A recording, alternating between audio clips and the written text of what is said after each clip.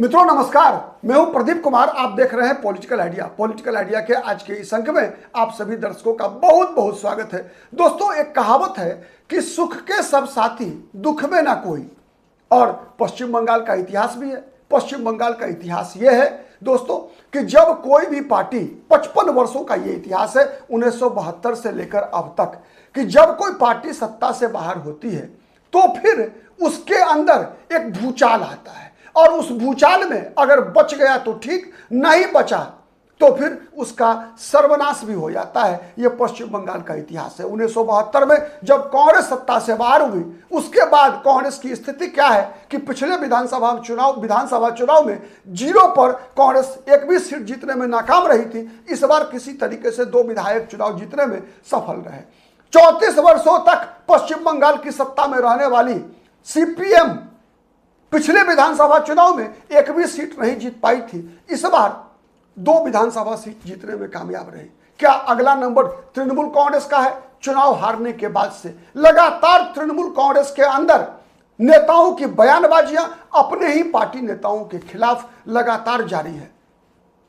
हमला अब इसके केंद्र में अभिषेक बनर्जी है, हमलों के केंद्र में आईपैक है, हमलों के केंद्र में दबी जुबान से ममता बनर्जी भी है, और कई नेता तो लगातार भारतीय जनता पार्टी को, शुभेंदु अधिकारी को बधाई देने में मस्त हैं। अब इन्हीं में से 5 बड़े नेताओं को तृणमूल कांग्रेस ने शो कॉज किया है।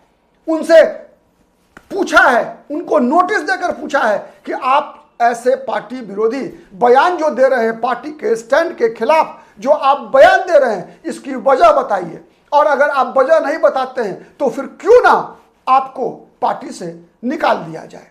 और इन चेहरों में बड़े नाम है। टीवी पर टीएमसी को लगातार डिफेंड करने वाले टीएमसी के 2 प्रवक्ता, रिजू दत्ता और दूसरा प्रवक्ता कोहिनूर मजूमदार, इन दोनों को भी टीएमसी ने शो कॉज किया है। इसके अलावा इंग्लिश बाजार नगर पालिका के चेयरमैन कृष्णेंदु नारायण चौधरी और मालदा के पूर्व चेयरमैन कार्तिक भी शामिल हैं। वहीं दार्जिलिंग के पूर्व अध्यक्ष पापिया घोष, इनसे भी पूछा गया है कि आपने ये जो बयान दिया है भारतीय जनता पार्टी के नेताओं के समर्थन में, भारतीय जनता पार्टी की जीत के लिए भारतीय जनता पार्टी को जो बधाई दिया है आपने, ठीक है, ये पार्टी विरोधी स्टैंड है, क्यों नहीं आपको पार्टी से निकाल दिया जाए। दोस्तों, ये तो अभी शुरुआत है। ये तो अभी शुरुआत है अभिषेक बनर्जी पर हमलों का। ममता बनर्जी पर भी आने वाले दिनों में पश्चिम बंगाल का इतिहास तो यही बताता है। दोस्तों, इतिहास यही बताता है कि पश्चिम बंगाल में सत्ता का अपना प्रभाव होता है, और सत्ता से जो बाहर होती है, जैसे उदाहरण के लिए समझिए, और यह चुनौती भारतीय जनता पार्टी के लिए भी है। कम से कम भारतीय जनता पार्टी को अब क्या करती है यह तो आज कहना मुश्किल है, लेकिन यह चुनौती बीजेपी के लिए भी है। क्यों, मैं बता रहा हूं आपको। दोस्तों, 1972 का विधानसभा चुनाव, सिद्धार्थ शंकर राय चुनाव जीते थे। माना यह जाता है कि 1972 में जो कांग्रेस पार्टी चुनाव जीतने में कामयाब हुई थी, उसमें कहीं ना कहीं बूथ लूट की बड़ी भूमिका थी, बूथ पर कब्जों की बड़ी भूमिका थी। उन दिनों चुनाव बैलेट पेपर से कराए जाते थे। बूथ पर मतलब भय का वातावरण जो हमने देखा, जो हमने सुना 34 वर्षों तक वाम मोर्चे के शासनकाल के दौरान और ममता बनर्जी के 15 सालों के शासनकाल के दौरान, इसका बीज जो है 1972 में बोया गया था सिद्धार्थ शंकर राय के द्वारा।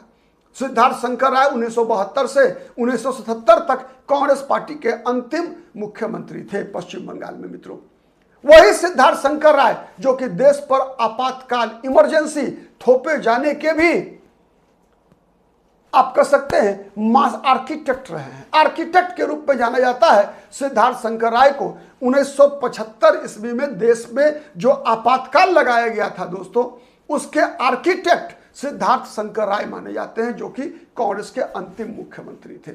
उसके बाद बताने की आवश्यकता नहीं है कि धीरे धीरे वो जो कांग्रेस में बूथ लूटने वाले लोग थे, वो सभी के सभी कहां चले गए। ये सभी के सभी आने वाले दिनों में, उसके बाद जो समय जैसे जैसे बीतता गया, वो सब के सब, चूंकि हो क्या गया था कि उसको इंस्टीट्यूशनलाइज कर दिया गया था, संस्थागत रूप दे दिया गया था इस प्रकार के एंटी सोशल एलिमेंट्स को। जो कांग्रेस ने, सिद्धार्थ शंकर राय ने जो बीज बोया था, उस बीज को संस्थागत स्वरूप प्रदान कर दिया था सीपीएम के लोगों ने।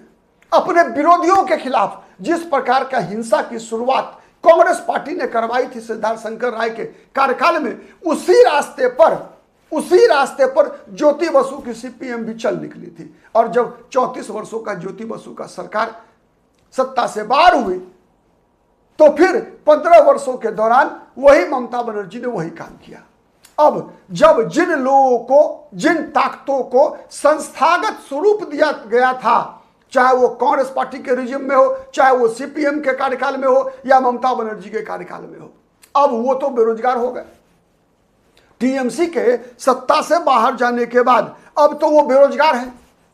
तो अब ये बेरोजगार लोग करेंगे क्या? अब ये बेरोजगार लोग, इसमें से मैं बता रहा हूं 80% लोग अब कोशिश करेंगे भारतीय जनता पार्टी के साथ जाने का। अब इसको भारतीय जनता पार्टी इसका क्या मैकेनिज्म निकालती है, ये तो आने वाला दिन बताएगा। लेकिन ये बड़ी चुनौती रहेगी भारतीय जनता पार्टी के सामने कि ऐसे लोग जो अब बेरोजगार हो गए, जिनको वाम मोर्चे को सत्ता से उखाड़ने के बाद ममता बनर्जी ने अपना लिया था। दोस्तों, अंतर क्या आया था? 2011 में जब सीपीएम के सत्ता से बाहर करने के बाद टीएमसी सरकार बनाई थी, उसके बाद बिल्डिंग वही थी, केवल बोर्ड बदल गया था। जहां भारत की कम्युनिस्ट पार्टी मार्क्सवादी लिखा होता था, जिस कार्यालय में भारत की कम्युनिस्ट पार्टी मार्क्सवादी लिखा होता था, वहां उस बिल्डिंग पर बोर्ड लग गया था AITC का, ऑल इंडिया तृणमूल कांग्रेस का। फोटो जो हसुआ हथौड़ा का हुआ करता था, उस हसुआ हथौड़ा के फोटो के बदले 2 पत्ती का बोर्ड का फोटो उस पर बन गया था। ज्योति बसु और बुद्धदेव भट्टाचार्य के चित्र के बदले उन लोगों ने, उन ताकतों ने ममता बनर्जी के चित्र को अपने गले से लगा लिया था। यही अंतर आया था, इसके अलावे कोई परिवर्तन नहीं आया था। दोस्तों, कई बार इस बार जब बीजेपी चुनाव जीतने में कामयाब हुई है, तो छिटपुट पहले की तरह नहीं, 2011 की तरह नहीं, 2016 की तरह नहीं, 2006 की तरह नहीं, 2021 की तरह नहीं, लेकिन हिंसा तो हुई। चुनाव पूर्व नहीं हुई, चुनाव के दिन नहीं हुई, लेकिन चुनाव के बाद तो हिंसा हुई छिटपुट। इस बार भी पश्चिम बंगाल में कौन लोग थे हिंसा करने वाले? मेरा तो मानना है मित्रों कि संभव है ऐसा कि दोनों तरफ से हिंसा करने वाले लोग एक ही ताकत से जुड़े हुए हो सकते हैं। वही लोग जो कल तक टीएमसी का झंडा उठाकर चल रहे थे, क्या उन लोगों ने ही भारतीय जनता पार्टी का झंडा उठाकर हिंसा का सहारा तो नहीं लिया? यह भी एक बड़ा सवाल है, यह भी एक जांच का विषय है। अब इसकी जांच शुभेंदु अधिकारी करवाते हैं या नहीं करवाते हैं, इस पर हमारी नजर बनी रहेगी। उससे भी बड़ी जो नजर बनी रहेगी दोस्तों, कि अब टीएमसी का होगा क्या। अभी तो ये शुरुआत है। जिन पांच लोगों को सो कॉज की नोटिस देनी पड़ी है, आने वाले दिनों में कई ऐसे नेता होंगे दोस्तों। बहरामपुर से भारतीय जनता पार्टी, अभी जिस सीट से अधीर रंजन चौधरी चुनाव लड़ रहे थे मित्रों, जहां भारतीय जनता पार्टी के उम्मीदवार चुनाव जीतने में कामयाब रहे हैं, वहां पर क्या हुआ? जो टीएमसी के उम्मीदवार थे नरू गोपाल मुखर्जी, उन्होंने स्पष्ट आरोप लगाया अपने ही पार्टी पर कि ये हार जो हुई है ना बहरामपुर में उनकी, वो पार्टी के नेताओं के द्वारा जबरन उगाही का परिणाम है। जबरन उगाही मतलब पश्चिम बंगाल में एक सिंडिकेट बना हुआ था। वो सिंडिकेट, पता है टोलाबाजी क्या होता है पश्चिम बंगाल में? आपने देखा होगा अलग अलग राज्यों में, अलग अलग जिलों में हाईवे पर टोल टैक्स कलेक्ट किया जाता है। टोल टैक्स कौन कलेक्ट करता है? टोल टैक्स कलेक्ट, अगर राज्य उच्च पथ है, स्टेट हाईवे है, तो वहां पर स्टेट सरकार, राज्य सरकार करती है टोल वसूल।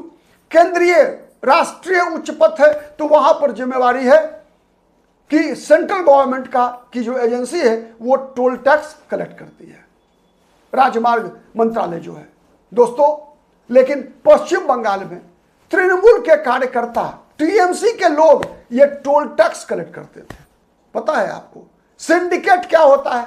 पश्चिम बंगाल में अगर किसी व्यक्ति को घर बनाना होता तो बालू, ईंट, सीमेंट, छड़, ये सभी के सभी आपको मनमाने दाम पर किससे खरीदना होता? टीएमसी के नेताओं से। टीएमसी के नेताओं के अलावे यदि आपने किसी अन्य से अगर ये सामग्री खरीद ली तो आपको मकान बनाने की इजाजत नहीं मिलती। आप कितना भी पुलिस से संपर्क कर लीजिए, पुलिस आपको भेज देती, जाओ पार्टी कार्यालय में। और पार्टी कार्यालय का मतलब तृणमूल कांग्रेस का कार्यालय। वैसे ही जैसे पार्टी कार्यालय का मतलब 2011 से पहले सीपीएम का कार्यालय हुआ करता था। यह है तृणमूल कांग्रेस की सच्चाई। तो खैर, अब यह सिलसिला सत्ता का साइड इफेक्ट, सत्ता से जाने का, सत्ता छीनने का साइड इफेक्ट की शुरुआत हो चुकी है। बने रहिए पॉलिटिकल आइडिया के साथ। ऐसी खबरों पर हमारी नजर बनी रहती है और उसका विश्लेषण लेकर पॉलिटिकल आइडिया के मंच से हम हर पल आपके साथ जुड़े रहते हैं। आज के लिए इतना ही। हमारा वीडियो पसंद आता है तो प्लीज लाइक कीजिए, कमेंट कीजिए, शेयर कीजिए, जिससे कि अधिक से अधिक लोगों तक हमारी बातें पहुंचे। अब तक यदि पॉलिटिकल आइडिया को सब्सक्राइब नहीं किया है दोस्तों तो प्लीज सब्सक्राइब कीजिए। आज के लिए इतना ही। फिर मुलाकात होगी किसी अन्य मुद्दे पर। तब तक के लिए नमस्कार।